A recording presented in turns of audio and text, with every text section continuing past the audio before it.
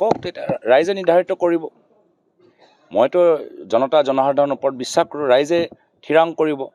যে হিমন্ত বিশ্ব শৰ্মা ডাঙৰীয়া সঁচা কথা কৈ আছে নে মিছা কথা কৈ আছে আমি সময় পৰিৱৰ্তনৰ যাত্ৰাৰ যোগেদি সঁচা কথা কৈ আছোঁ নে মিছা কথা কৈছোঁ এতিয়া ৰাইজে থিৰাং কৰিব ৰাইজৰ বিবেকৰ ওপৰত মোৰ বিশ্বাস আছে কিন্তু তেওঁ যে আপোনালোকে চাওক আমিতো ৰাইজৰ বিবেকৰ ওপৰত বিশ্বাস কৰোঁ সেইকাৰণে আমি এজন ৰাজনীতিবিদ হিচাপে তেওঁ যি কথা আমাৰ বিৰুদ্ধে অপপ্ৰচাৰ চলাবলৈ বিচাৰে মিছা কথা ক'বলৈ বিচাৰে ৰাইজৰ আগত কওক এতিয়াতো ইমান দিনৰ প্ৰেছ কনফাৰেঞ্চটো তেওঁ ফুচ হৈ গ'ল ভূমিকম্প হোৱা কথা আছিলে তেওঁৰ নিজৰ দলৰ ভিতৰতে ভূমিকম্প হৈ গ'ল যে আমি ইমান দিনৰ পৰা যি প্লেনিং কৰি আছিলোঁ প্লেনিংটো একদম ফেইল হৈ গ'ল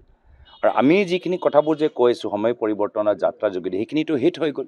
সেইকাৰণে তেওঁ দৌৰি গ'ল কোৰ্টৰ ওচৰত তেওঁ নিজে ৰাইজৰ ওচৰত যাব লাগিছিল ৰাইজক ক'ব লাগিছিল কিন্তু ৰাইজক ক'বলৈ তেওঁৰ সাহস নাই গতিকে ৰাইজে চব কথা জানে আৰু সেইকাৰণে ক'ত গ'ল তেওঁ কোৰ্টলৈ গ'ল কোৰ্টৰ ৰেহাই তেওঁলোকে বিচাৰিছে আমি কোৰ্টৰ ৰেহাই বিচৰা নাই আমি জানো যে ৰাইজে চব জানে কি নিৰ্বাচনৰ সময়ত মুখ্যমন্ত্ৰী এতিয়া শংকিত হৈছে আৰু তেওঁ জানে যে ৰাইজে চব ক'ত তেওঁলোকৰ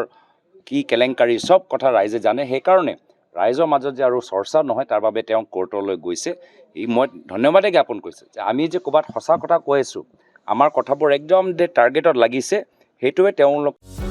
যিকোনো খবৰৰ বাবে যোগাযোগ কৰক আমাৰ এই নম্বৰত 9181 307 2221